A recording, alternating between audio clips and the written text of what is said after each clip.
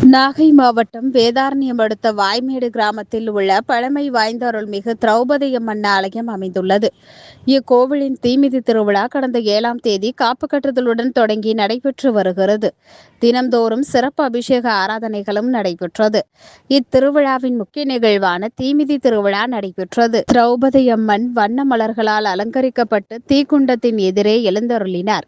விரதமிருந்த 50க்கும் மேற்பட்ட பக்தர்கள் மஞ்சள் ஆடை உடுத்தி தீக்குண்டத்தில் இறங்கி நேர்த்திக்கடன் செலுத்தினர். தீமிதி திருவிழாவை காண சுற்றுவட்டார கிராம மக்கள் ஏராளமானோர் கலந்து கொண்டு அம்மனை வழிபட்டு சென்றனர்.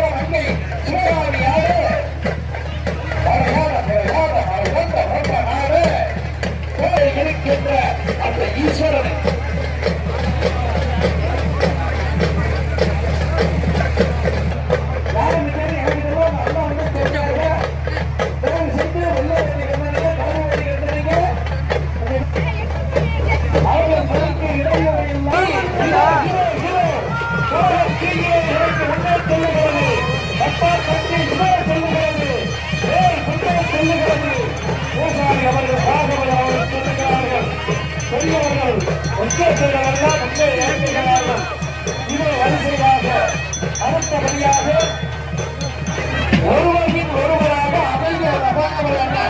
சக்தியே விநாயகா ஓம் சக்தியே ஓம் காமாட்சியே ஓம் சக்தியே பங்காரு காமாட்சியே கமாந்தரம் தன்னுடைய நேர்த்தி கடமை செலுத்த வருகிறார்கள்.